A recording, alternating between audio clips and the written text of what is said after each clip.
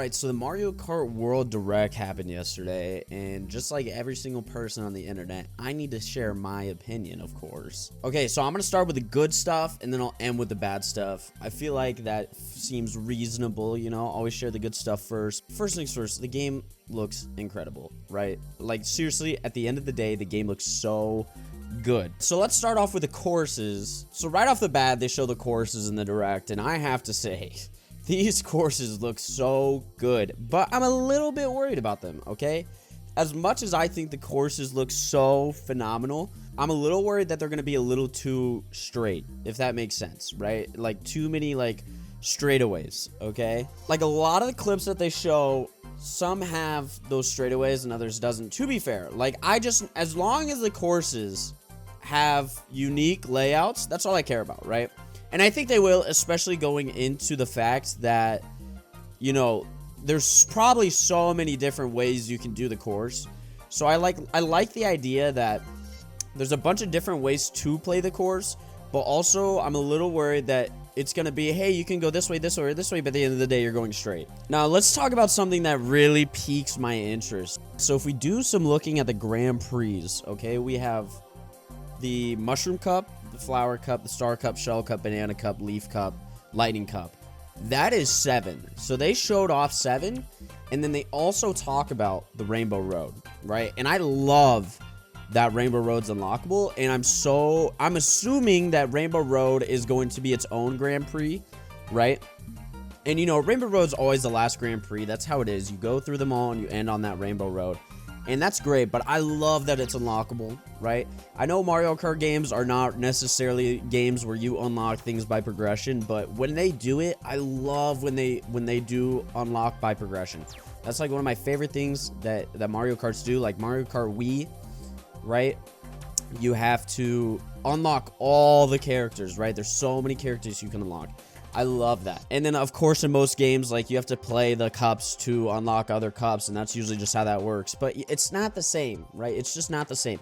So I'm kind of excited for the fact that, like, Rainbow Roads is kind of like a last hurrah, where you unlock it and some crazy cutscene happens, you know? If it shows a cutscene where the star shoots in the air and, you know, the rainbow's falling behind it, definitely, like driving to Rainbow Road is going to be crazy in the open world, right? Driving is going to be crazy. So another thing that I'm super excited about with the courses is the in-game hazards, right? The in-game hazards are so cool in my opinion, and I love that. And I also think it's going to be so annoying at the same time. So the charge jump looks like a really interesting tech, right? And this reminds me a lot of Mario Kart 64, where like to drift, you had that like really big hop for a second, right? It looks like they're basically doing that, but actually giving it a purpose now, which is great, right? It looks like you can dodge shells by jumping onto an object in front of you or behind you, right? Basically like jumping on a rail. That's cool. I think that's some really cool tech. I think the skill gap for this game is actually going to be genuine skill. And don't get me wrong, Mario Kart, people who are very good at Mario Kart do have like just a stupid amount of skill when it comes to the racing, right? They understand every tech possible in the game, okay? This adds so much more, right? Like, I feel like you could probably just genuinely win a race just by being good at the game. Like, you don't even need items, because you can dodge shells now easily. So I think that's super cool, super interesting. Rewind looks like one of the stupidest things I've ever seen in my life, okay? It would be cool to practice doing things. Like they said, you know, get better at learning the course. However, if everybody else is going to go ahead of you, and this is good, don't get me wrong, they should do that, because then if I get hit with a shell and I rewind and I dodge the shell now, that's just like instant wins, right? And I know this isn't online stuff, that's good. That'd be stupid as well, but you know, it looks like something that I will use one time just to try it and never use it again. Another thing that I'm very excited for, and some people might not like this as much as I do, right? This is definitely a personal opinion, but I am so happy we're not doing kart customization anymore. I'm so happy that we're just doing regular karts, and you can unlock the karts, and there's no customization, right? And listen, you know, some people might be booing me for that opinion. That's fine. Everybody has their own opinion on the kart customization. I like it when kart customization isn't in the game. And I enjoyed kart customization for the most part, but it was always just like, hey, I'm gonna put the best looking, or not the best looking, that's the problem, right? I'm gonna put the best wheels with the best cart, and it always looks kind of weird, right? I'm not the biggest fan of that. You know, it's whatever. I do like it when there's just certain carts, right? And I understand that they're doing this probably because they have to like transform, and if you have to do that for every cart and every combination, that would probably take a long time to develop. So I understand why they're doing this. I'm so happy that they aren't doing cart customization again. I love that. So we have new items and returning items, obviously, but let's talk about the new items real quick. The coin shell. Okay, I'm assuming that this game is going to do the 10 coin thing again, where, you know, you get 10 coins and that's how you get max speed. The coin shell's cool. I don't know. It looks like it's just straight up on a tracer, like it just hits the middle of the track no matter what. So I don't know if that is going to hit people, right? Is that going to be a way to hit people as well? That'll be interesting. But I like the coin shell. It's an okay item. It looks cool. I feel like it's cool. I feel like it would be nice if you don't have your 10 coins. And if you have your 10 coins, that is probably the most useless thing in the world. The ice flower is also something that I think is kind of useless. A little bit. Hear me out. Hear me out. Okay. The only reason I think it's kind of useless is just because it's the fire flower but ice.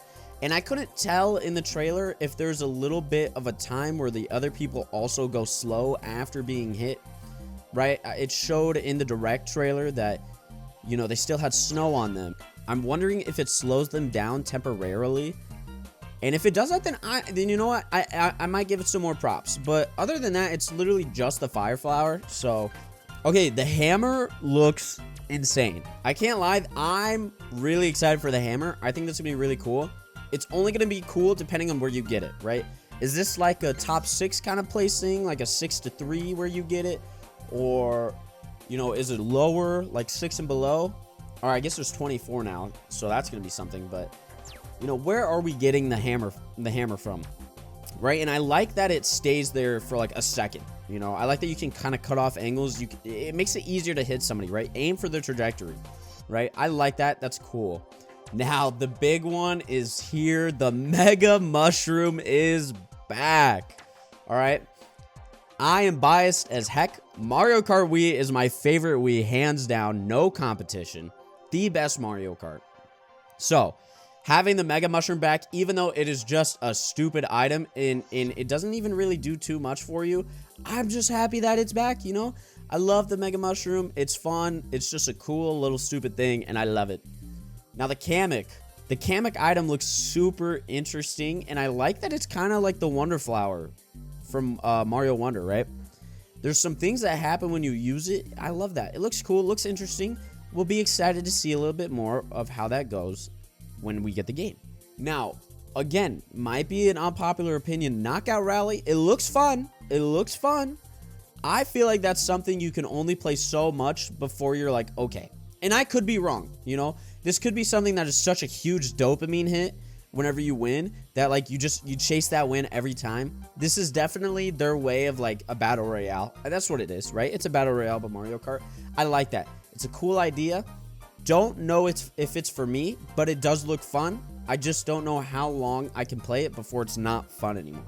Now we're gonna talk about the open world now, and this is the thing that I was most excited for when they showed the game, and also what I'm most excited for after watching this direct, right?